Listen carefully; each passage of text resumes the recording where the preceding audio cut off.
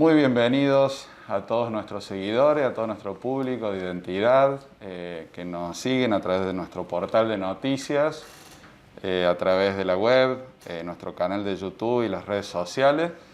Les digo bienvenidos, pero en realidad hoy nosotros somos bienvenidos. Estamos aquí en la oficina de nuestro entrevistado de hoy, que ahora lo vamos a presentar, en el Sanatorio Adventista del Plata, en nuestro sanatorio de Libertador San Martín, del cual todos estamos orgullosos, y día a día a través de nuestro portal de noticias comunicamos siempre novedades de lo que está pasando en este año tan particular, donde la salud pasó a ocupar los primeros planos de las noticias de todos los medios, ¿no? Y bueno, estamos con el director del sanatorio, con el doctor Arnoldo Calvermater, una persona muy conocida, muchos años aquí en Libertador. Y bueno, tenemos el gusto que nos recibas hoy acá, más conocido como Noldi, por todos los vecinos de Libertador de hace muchos años. Bueno, muchas gracias por recibirnos, Noldi. Al contrario, un gusto recibirlos aquí. Para mí es un gusto y un privilegio poder estar conversando con ustedes y con la comunidad en general. Bueno, muchas gracias. Lo vamos a presentar al doctor. Tiene 64 años, casado, 3 hijos. Nació en la localidad de Grutli, Santa Fe. Lo pronuncie bien, ¿no? Muy cerca de Esperanza. Y de una localidad donde fue la segunda iglesia adventista de Sudamérica, si tengo bien entendido. Es una familia grande, los Calvermater, que están desparramados hoy, los 7 hermanos. Son 7 hermanos, hay 6 que están desparramados por distintas partes del país. Y bueno, Arnoldo estudió en Córdoba medicina, y bueno, ahora nos va a contar cómo ha sido su vida desde que eligió esta carrera, que bueno, este año los médicos están, como hablábamos, en boca de todos por este año tan especial que estamos viviendo. Bueno, en primer lugar queríamos contarles a nuestros seguidores, muchos te conocen, pero ¿cómo llegaste hasta Libertador San Martín? Desde que naciste en la provincia de Santa Fe, te fuiste a estudiar a Córdoba. ¿Cómo fue toda esa trayectoria? Exactamente, me fui a estudiar con muchísimo esfuerzo porque no tenía medios para estudiar, pero como mi padre siempre fue transportista y camionero y yo conocía bastante de ese tipo de tareas, trabajé y estudié mis 6 años que estuve en Córdoba.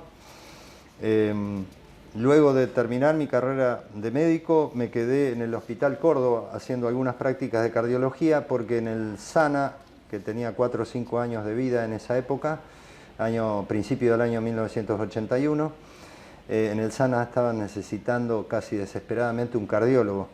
Entonces me formé básicamente en cardiología al principio y fui al SANA por 3 años.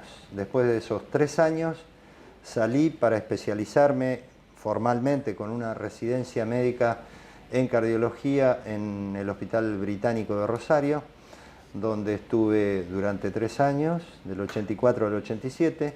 Volví al SANA, donde estuve 5 años más.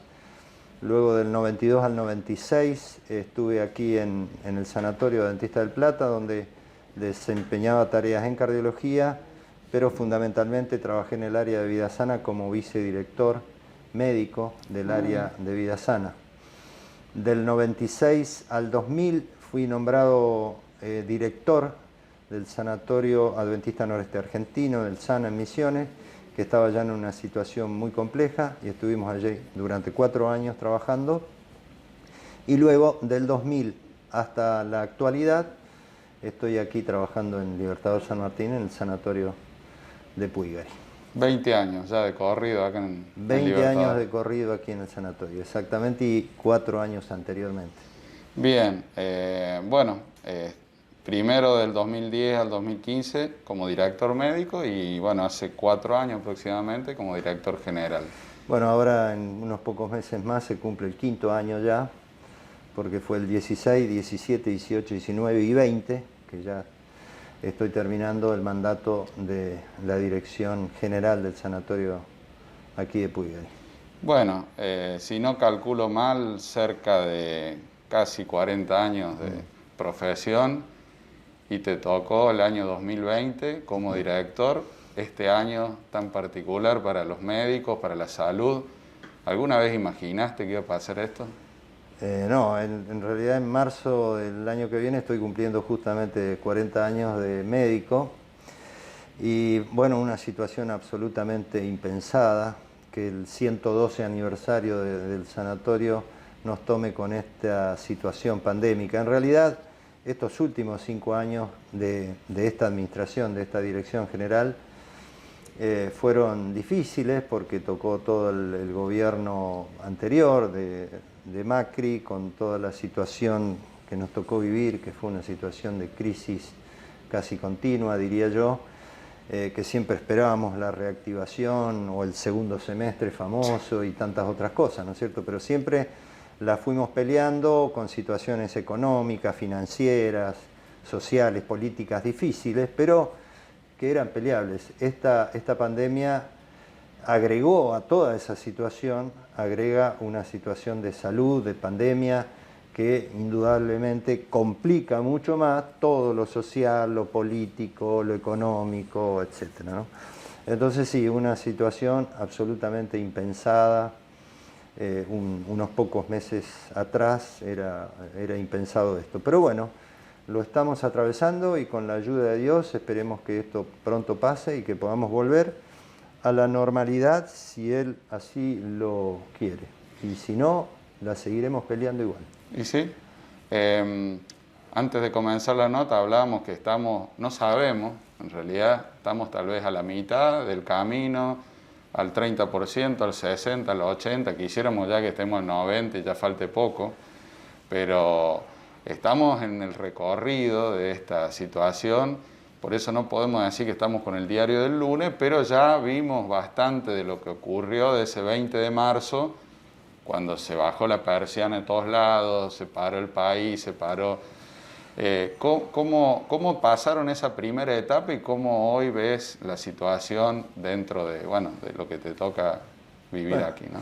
El tema es que esta pandemia plantea, como pandemia a nivel mundial, lógicamente, o sea, hay una palabra que es común a todos, que es la palabra incertidumbre. Correcto. No sabemos cómo se comporta la enfermedad, no sabemos cuál es el tratamiento más adecuado, no sabemos cuánto tiempo va a durar, no sabemos si va a bajar y después va a haber un rebrote.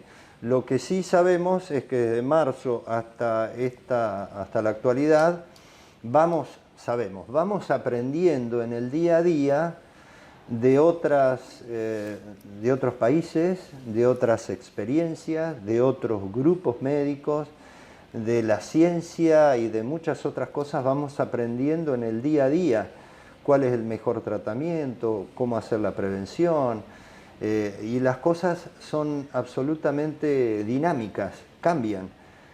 Al principio la OMS decía que las mascarillas no servían para nada, después las mascarillas sí sirven, que venía por el aire, que no venía por el aire, cómo era el contagio, una serie de cosas. Y bueno, en ese aprendizaje estamos todos los días.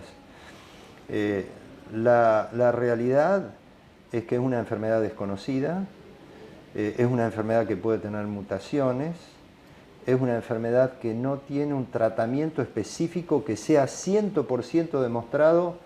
Que yo sepa, tengo un estreptococo adentro de un cultivo de un paciente y le pongo un antibiótico y sé que me lo neutraliza, pues ese antibiótico me va a curar el problema.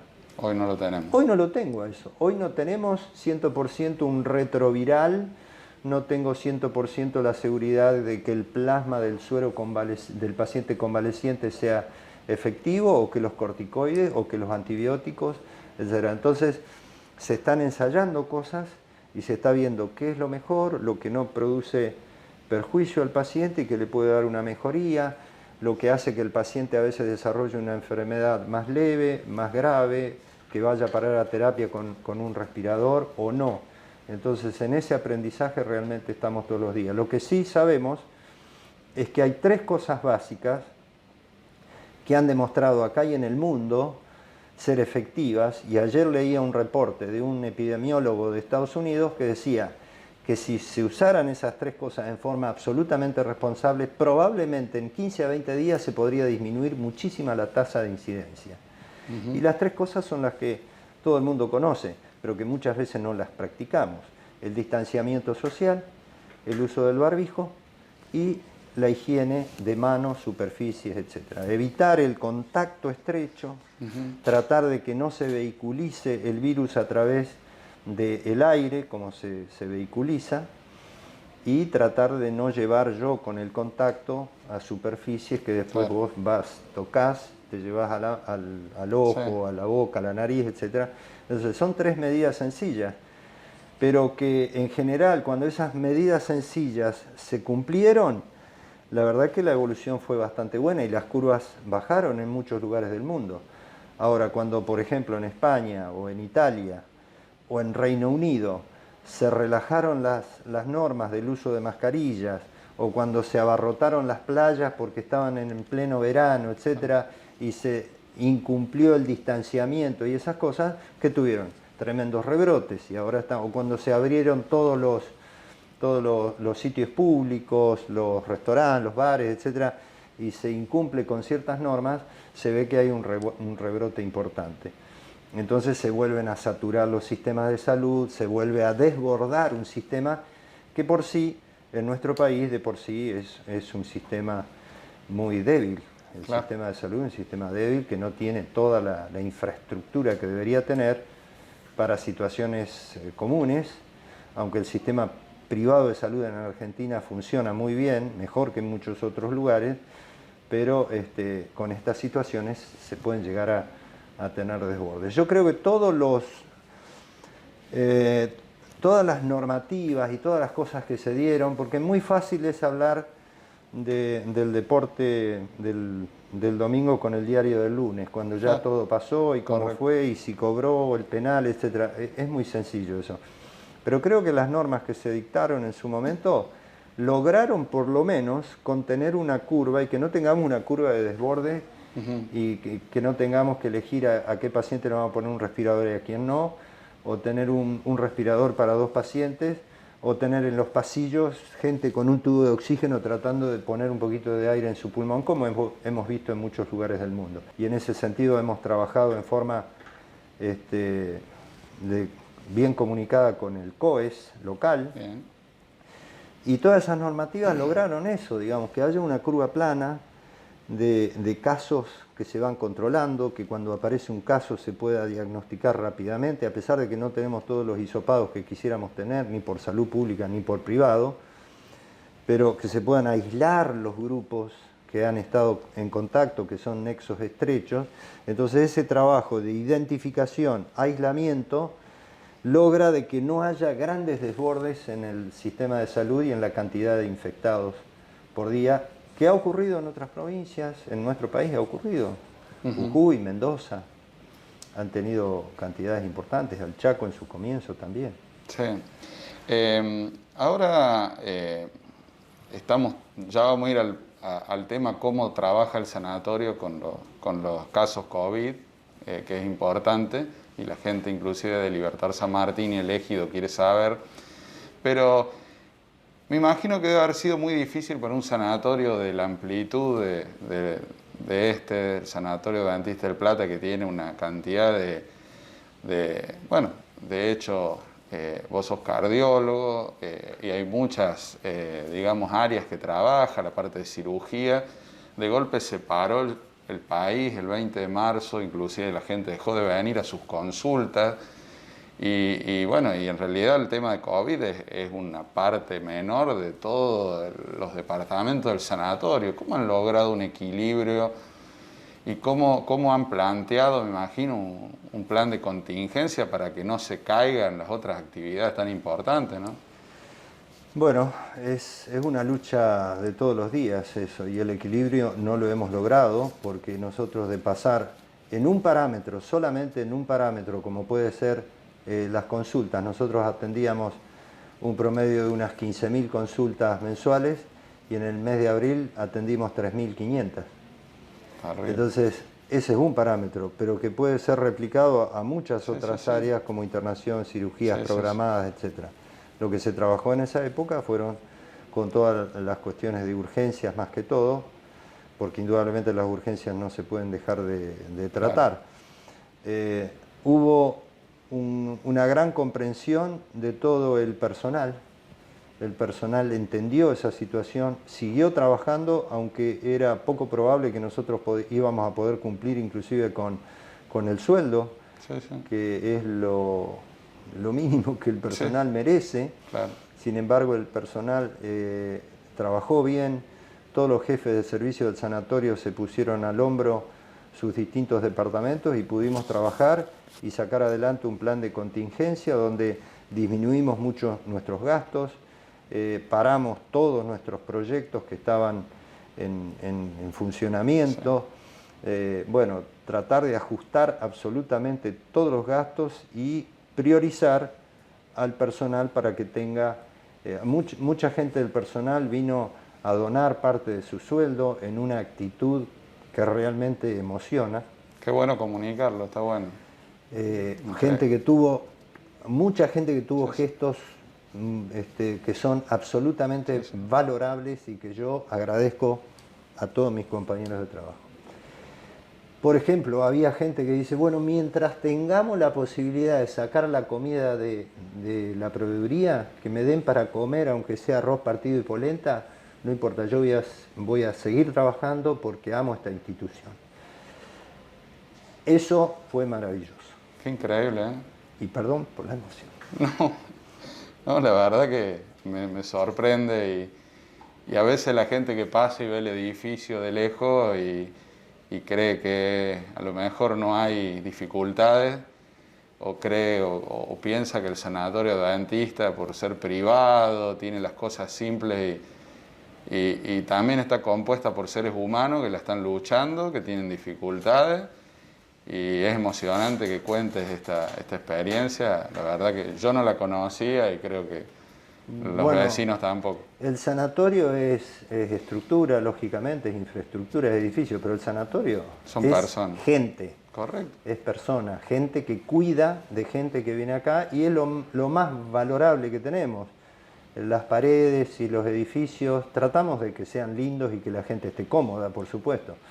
Y gracias a Dios, al haber abierto toda este área de abajo, que es muy amplia, nos permitió continuar creciendo y de ese pozo que tuvimos de cantidad de consulta en abril pudimos levantar y hoy estamos tratando de recuperarnos de toda esa situación y dividiendo, separando el sanatorio en un área COVID y en un área no COVID, para que la gente pueda venir a hacerse una cirugía convencional con estrictas normas de bioseguridad, porque queremos ser un hospital seguro para toda la gente que viene. Entonces, hoy en día podemos decir que estamos preparados para atender a la gente con seguridad, dentro de lo que es una pandemia. La seguridad absoluta no existe, pero sí tratamos de darle a toda la gente a través de los triages, a través del control del ingreso, a través de las áreas donde trabajamos. Hoy en día trabajamos en un área de internación exclusiva para COVID, y un área de terapia intensiva también exclusiva para COVID con cierta cantidad de camas que tenemos dispuestas para atender a los pacientes que requieren, por complicaciones respiratorias, requieren el uso de un respirador y eso solamente se puede dar en la unidad de terapia intensiva. Bueno, lo que decís es muy importante y un poco te adelantás a lo que queríamos profundizar, ¿no? Toda esta situación en la pandemia, lo primero que pasó con mucha gente, y por eso preguntamos, era que la gente tenía que hacer su chequeo de rutina, su consulta cardiológica, su consulta ginecológica, una dama, o traumatológica, la que sea. Decían, no, tratemos de no ir, porque ir al sanatorio, ir a un hospital es peligroso. Es importante destacar cómo se organiza el sanatorio para aislar esos espacios, para que la gente pueda venir y sentirse segura. Sí, por ahí al principio la gente no entendía bien. Fuimos pioneros con el COES de Libertador San Martín en el uso de mascarillas prácticamente en toda la provincia de Entre Ríos, porque veíamos que esto podía ser un elemento sencillo, útil y costo efectivo, es económico, es una barrera importante. Al principio por ahí la gente se enojaba cuando le exigíamos que tenga un barbijo de calidad quirúrgica para ingresar al sanatorio, etcétera, pero después han entendido perfectamente el mensaje y saben que es por la seguridad de ellos y para cuidarse uno mismo y cuidar a los demás. Entonces eso nos ha permitido, digamos, sectorizar adecuadamente al sanatorio en áreas adecuadas para que sigan atendiéndose. Hoy, 29, puedo decir la fecha, Sí, 29, claro. Sí, sí. es el Día Mundial del Corazón. Resulta que sabemos estadísticamente que en el mundo se mueren por año 16, 17, de acuerdo a la estadística que veamos, millones de personas por enfermedad cardio-cerebrovascular.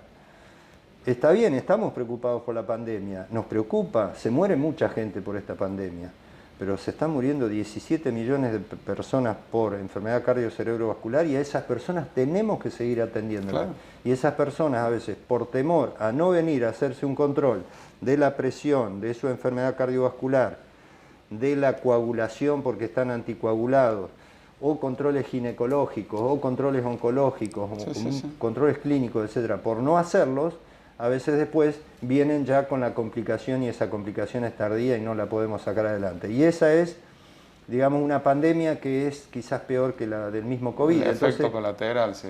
Es un efecto colateral, exactamente. Es muy importante lo que marcamos y bueno, pero para terminar lo que es COVID, aquí en Libertador, en el Ejido, bueno, también en el departamento, hay preocupación de la gente y siempre ha sido esa preocupación, lo que en algún momento decías de que la curva no se dispara. ¿Y qué pasaba si la curva se disparaba? ¿Cómo está estructurado el sanatorio hoy en camas, en disponibilidad? Sabemos que hoy está en una situación con varios pacientes, pero ¿qué pasa si se desborda o si surgen más casos en Libertador San Martín? Bueno, el paciente leve tiene que evolucionar en su domicilio con control médico. El paciente moderado es el que tiene que estar internado en una habitación que pueda darle oxígeno, como son las habitaciones que nosotros tenemos dispuestas para eso. Y el paciente grave, severo, que requiere respirador, tiene que ir a terapia intensiva. Gracias a Dios, el 80% de los casos se comportan como leves.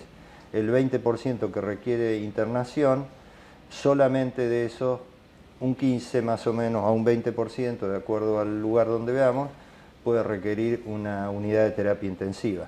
Entonces, gracias a Dios, los casos que van a terapia intensiva no son tantos. Claro.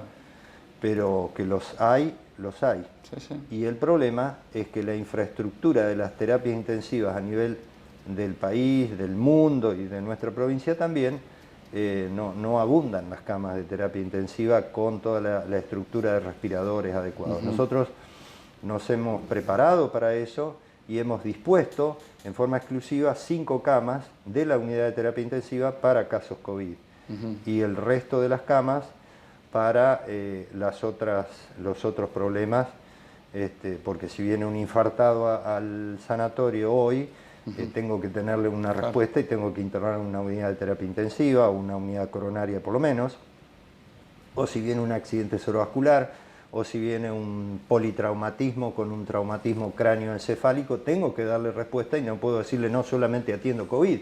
Nosotros debemos seguir funcionando, o una cirugía de urgencia, un abdomen agudo, tantas cosas que pueden haber. Entonces nosotros disponemos de 5 camas exclusivas para eso. Esas 5 camas hoy están ocupadas en terapia intensiva.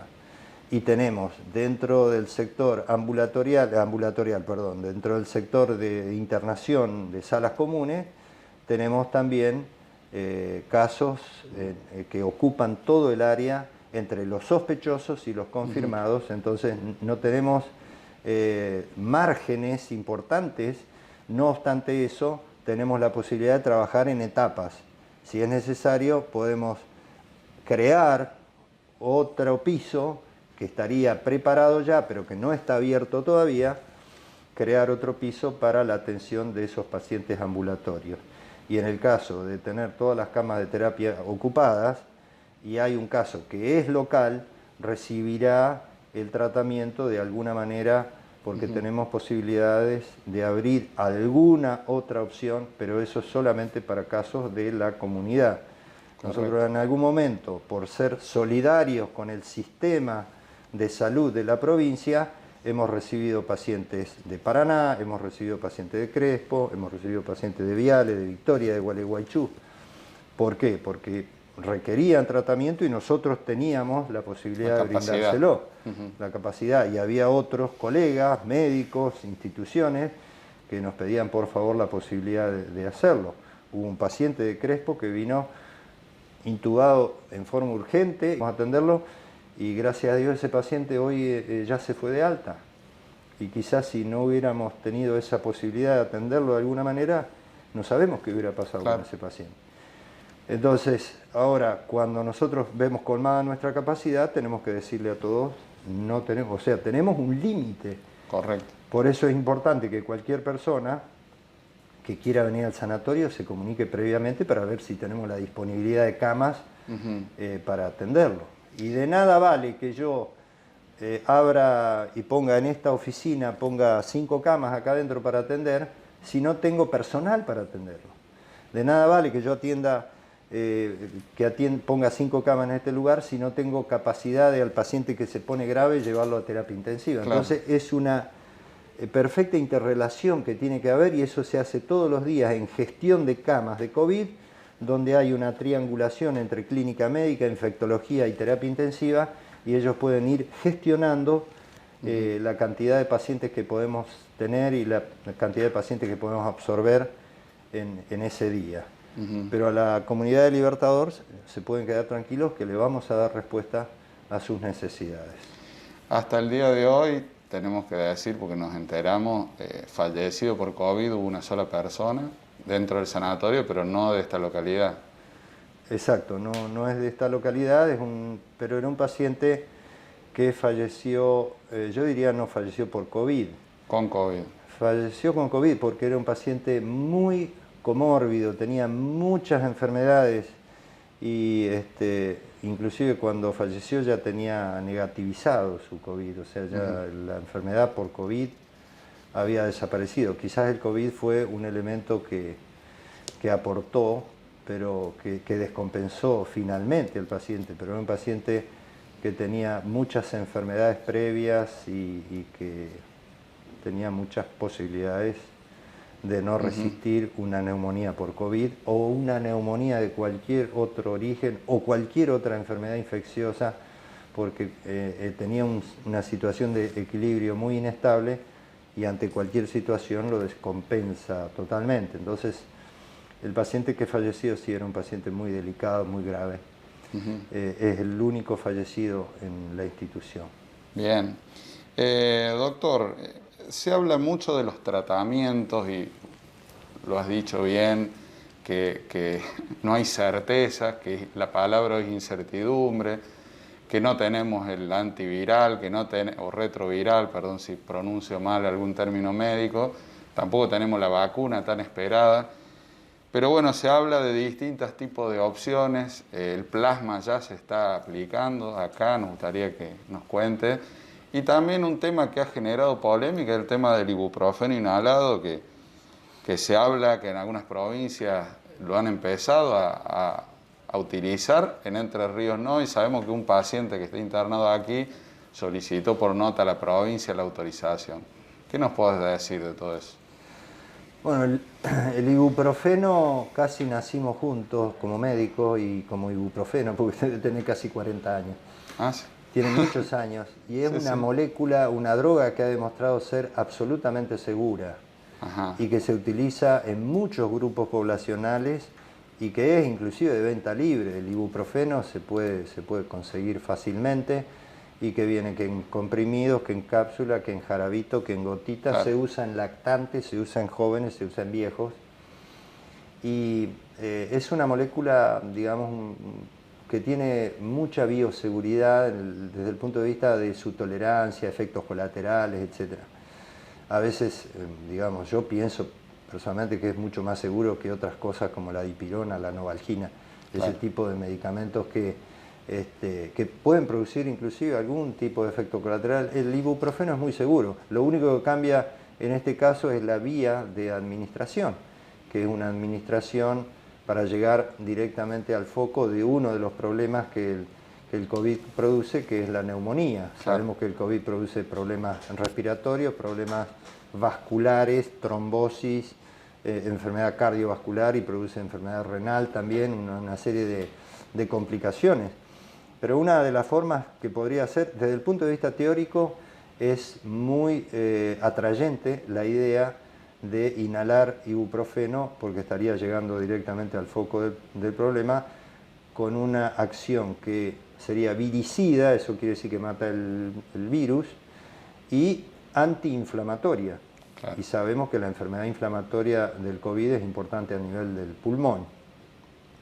El tema es que tenemos una traba a nivel de los organismos superiores, de la ANMAT, esta agencia que tiene que autorizar el uso de este tipo de medicamentos, y entonces no está autorizado todavía por el ANMAT, aunque sí el ANMAT autorizó el uso compasivo en el marco de un protocolo de uso. Entonces algunas provincias adoptaron eso, crearon un protocolo y lo están utilizando, y son provincias que tienen un largo desarrollo en la medicina, como por ejemplo la provincia de Córdoba, la provincia de Santa Fe, algunos municipios de Buenos Aires, Salta, Jujuy, lo están utilizando. Y aparentemente en los estudios de pequeños grupos poblacionales donde ellos lo han utilizado, o no tan pequeños, hay grupos de 300 pacientes que lo han utilizado y ha sido con éxito. No produce efectos colaterales aparentemente y puede ser beneficioso para disminuir sobre todo el punto que marca el hecho de que el paciente pueda continuar un tratamiento en una habitación común o tenga que ir a terapia intensiva. Claro, en ese punto que pasa de medio a grave, digamos. De medio a grave, donde nosotros tenemos la situación crítica. Claro. Que son la capacidad de unidades de terapia intensiva. Entonces, en ese sentido, resulta atrayente la idea. Para eso se necesitan estudios, se necesitan protocolos para utilizarlo en forma ordenada, protocolizada, y yo creo que en eso se está, y que en algún momento probablemente se va a poder llegar a utilizar el ibuprofeno inhalado. Esperemos que sí, porque creo que puede ser un... O sea, hoy acá en Entre Ríos es un tema de legislación, que tiene que haber un permiso del Ministerio de Salud Pública, que es lo que hizo Córdoba y lo que hizo acá la provincia vecina de Santa Fe. Correcto. Y dentro de eso lo deja librado a las distintas instituciones, a los médicos, al mismo paciente o a la familia, a través de la firma de un consentimiento informado, donde se está utilizando un medicamento que todavía no ha sido absolutamente probado de esa manera, no como droga, claro, con ibuprofeno, sino la inhalación del ibuprofeno. Entonces, a través de todas estos protocolos que se están tratando de llevar adelante, se podría llegar a utilizar.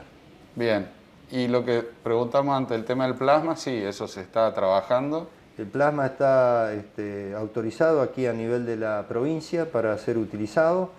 Nosotros lo estamos utilizando, la provincia nos está proveyendo de plasma de paciente convaleciente y estamos haciendo nuestros propios estudios. También formamos parte del protocolo de la provincia, donde elevamos nuestros resultados luego de ser aplicado el plasma de paciente convaleciente. Luego eso será tratado a nivel nacional para ver cuáles fueron finalmente los resultados.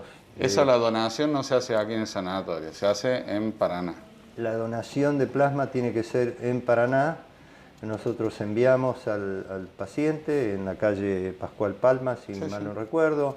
Van allí y allí se le extrae el plasma con un aparato especial que posee la provincia, donde a través de una plasmaféresis se puede volcar nuevamente al paciente todos los elementos formes de la sangre, los glóbulos rojos, los glóbulos blancos y todo lo demás, y solamente se le extrae el plasma. Ese plasma en la provincia de Entre Ríos está trabajando muy bien en ese sentido, porque lo manda a un laboratorio especial de hemoderivados en Córdoba, donde se estudia la capacidad que tienen los anticuerpos de neutralizar el virus. Entonces realmente el plasma que se está utilizando es un plasma que sirve para neutralizar el virus. Esperemos que, digamos, lo que se da en el laboratorio se pueda dar también en el paciente vivo, y esa es la idea, ¿no es cierto?, que neutralice de verdad. Bien, doctor, el tiempo pasa y agradecemos profundamente todos los conceptos, pero ya para ir terminando nos gustaría saber cómo ves el futuro. Estamos hablando del diario El Lunes, un término muy futbolístico, ¿no? Hoy todavía no estamos en el lunes, no sabemos si estamos en la mitad del domingo o casi a la tardecita, pero ¿cómo ves el futuro con esta situación? Todos están esperando la vacuna. ¿Es eso lo que médicamente se espera? ¿O se espera que se avalen tratamientos? Y bueno, ¿qué podemos esperar de acá en más? Yo creo que tenemos que esperar. Las vacunas creo que han sido, no solamente serán para esta enfermedad, sino que han sido solución de muchas otras enfermedades que eran muy preocupantes hace algunos años atrás, y la vacuna ha logrado mejorar la calidad de vida de la gente y disminuir la posibilidad de estas enfermedades que son graves y que matan a tanta gente. Pero el futuro nosotros no tenemos tiempo para pensar en 3, 4 años para adelante, tenemos que pensar hoy. Y hoy es muy importante que estemos sanos, claro, y que si yo tengo un contagio por COVID, mi sistema inmunitario esté en las mejores condiciones como para neutralizar el virus. Y estar sanos hoy en día no es como no ha sido nunca, no es producto de la casualidad. Tenemos que trabajar todos los días para poder estar y permanecer sanos. Y para eso yo siempre le digo a mis pacientes, básicamente tenés que responder todos los días 4 preguntas en tu vida. La primera pregunta es, ¿qué estás comiendo? ¿Qué combustible le estás poniendo a tu organismo?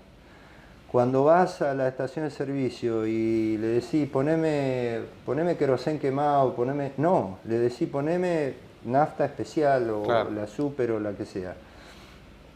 ¿Por qué? Porque yo quiero cuidar a mi organismo, quiero cuidar mi vehículo, tengo que cuidar también paralelamente, digo esto como para dar un ejemplo. ¿Qué estoy comiendo? Calidad de comida, cantidad de comida, horarios de comida, etc. Alimentos. Segundo punto, ¿qué ejercicio físico estoy haciendo? Estoy todo el día sentado mirando televisión, miro para el techo, no, estoy durmiendo todo el día, estoy acostado en una cama. ¿Qué hago? ¿O soy activo física e intelectualmente activo? La actividad física es la segunda pregunta que debo responder. La tercera pregunta es, ¿qué hábitos tóxicos estoy teniendo? ¿Estoy fumando? ¿Estoy consumiendo bebidas alcohólicas en exceso? ¿Estoy usando algún tipo de droga que pueda ser perjudicial para el organismo? Esa es la tercera pregunta. La cuarta pregunta es, ¿cómo estoy manejando todo mi estrés emocional, mi angustia, claro, todas estas cuestiones? Ese punto es crucial en este momento, porque mucha gente lo ha asimilado con estrés, con miedo. Con miedo, con angustia, y a veces con depresión. Y la depresión hoy es un factor de riesgo importante que afecta mucho el sistema cardiovascular e inmunológico también. Correcto. Entonces esas 4 preguntas son importantes. Y nosotros como iglesia y como institución tenemos desde hace más de 150 años los famosos 8 remedios naturales. Y esos 8 remedios naturales, que incluyen el uso adecuado del agua, la alimentación, el sol, la exposición al sol por todo lo que es la vitamina D. Hoy hay innumerables cantidad de trabajos que hablan de la importancia de la vitamina D, que viene por los alimentos y por la exposición al sol. Una nutrición adecuada, la actividad física, el dormir cierta cantidad de horas como corresponde, la temperancia, que es un término que quiere decir que es el uso adecuado de todas las cosas que son buenas y eliminar todo lo que es perjudicial. Y el último, que es el más importante, es tener fe y confianza en Dios, tener una cosmovisión donde yo, en medio de toda la problemática que me toca vivir, puedo confiar en un Dios, en un ser superior, que además de ser un ser todopoderoso, también cuando le hablamos le decimos, Padre nuestro que estás en los cielos, porque es nuestro Padre, porque nos ama, porque nos va a ayudar y porque tiene un proyecto de vida para cada uno de nosotros. Entonces, cuando uno descansa en esa fe y tiene esa cosmovisión, es decir, bueno, a pesar de que estamos mal, Dios está al control de las cosas, y eso es un tema importante. Entonces, para mí, por más que tenemos que esperar que la ciencia médica nos ayude, esperamos todos los días medicamentos, utilizamos medicamentos de todo tipo en el sanatorio y agradecemos a Dios porque tenemos buenos fármacos para utilizar. Pero hoy en día toda la ciencia médica no ha logrado todavía dar la respuesta para esta pandemia, pero sí nuestro propio organismo, y uno ve que los pacientes que se complican con esta enfermedad del COVID son pacientes que en general tienen enfermedades previas, Claro. que tienen enfermedades metabólicas, que tienen obesidad o sobrepeso, o que tienen diabetes, o que tienen enfermedad cardiovascular previa, o que tienen hipertensión arterial, que son tabaquistas, que son sedentarios, que tienen un estilo de vida, digamos, que produce enfermedades, y el COVID los afecta mucho más a ellos. Entonces, invitarlos a todos a que hagamos un programa de estilo de vida, cada uno. No es difícil, realizarlo, es simplemente cuestión de contestar básicamente esas 4 preguntitas de las cuales hablamos. Bien, muchísimas gracias, doctor. Totalmente claro la última parte.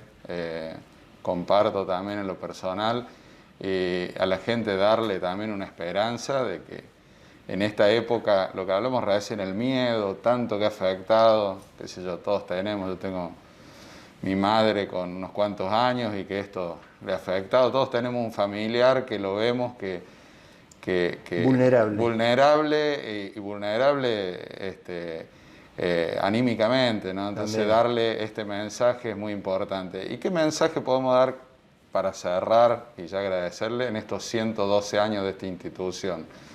Tal vez en marzo, abril veíamos inclusive un panorama, tanto el sanatorio, la universidad, con todo este contexto muy difícil. Y bueno, cuando nos contabas cuestiones del personal, todo realmente es emocionante. Saber también que la institución se ha sobrepasado en 112 años muchas dificultades y tener la esperanza también de que esta la van a salir adelante también, ¿no? La institución, el sanatorio, indudablemente que surgió como un plan que no es un plan humano. Dios la puso en este lugar para cumplir específicamente una misión. Ese camino lo vamos a seguir andando y tratando de cumplir esa misión que Dios nos entregó, que es simplemente realizar el trabajo que hizo Cristo cuando estuvo en la tierra. Hizo 3 cosas: enseñó, por eso tenemos escuelas y universidades; predicó, por eso tenemos templos; y curó muchas enfermedades. En realidad, la mayor parte del tiempo Cristo lo dedicó a curar las enfermedades, a llegar al problema de la salud de la gente. Y nosotros hoy tenemos esa sagrada misión cristiana de poder ayudar a la gente a llevar un mensaje de salud y también de esperanza y salvación. Todas estas cosas que están pasando a nivel social, político, económico, ecológico, los incendios que hay por todos lados, los terremotos, las guerras, la inmoralidad que se observa en todo sentido, indican que este mundo tiene una fecha de vencimiento, por decirlo así. Hasta que Dios así lo decida, nosotros trataremos como institución de seguir llevando ese mensaje de salud y salvación, que, dicho sea de paso, en la Biblia es una sola palabra. Salud es también salvación. Entonces, ojalá Dios quiera que podamos seguir cumpliendo con esa misión, que Dios nos ayude, que Dios nos acompañe, y también toda la gente buena que hace que esta institución pueda seguir adelante. Nuestros compañeros, sobre todo nuestros compañeros de trabajo, y toda la comunidad que aportan, hacen cosas y a veces simplemente, o no tan simplemente, doblan sus rodillas todos los días para pedir a Dios que nos ayude a que podamos seguir cumpliendo con nuestra misión, no solo como institución, también nuestra institución hermana, la universidad, y toda esta población que es una población tan especial porque es la colina de la esperanza. Gracias, Noldi. Y bueno, esperemos poder volver a visitarte y seguir comunicando cosas tan importantes. Ha sido un placer y que Dios los bendiga.